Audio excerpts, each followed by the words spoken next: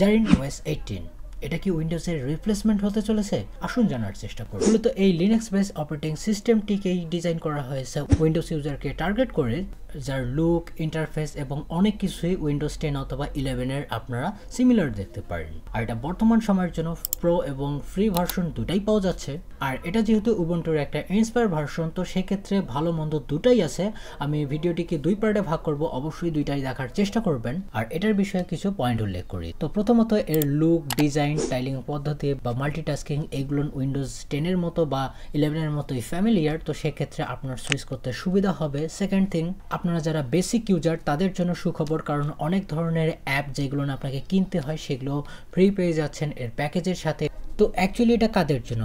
তো এটা যারা অফিস ওয়ার্ক, ডকুমেন্ট বা প্রেজেন্টেশন এই ধরনের ছোটোখাটো টাস্ক, ব্রাউজিং এর জন্য একটা ভালো অপশন হতে পারে, যেহেতু এটা ফ্রি এবং মোটামুটি সিকিউর।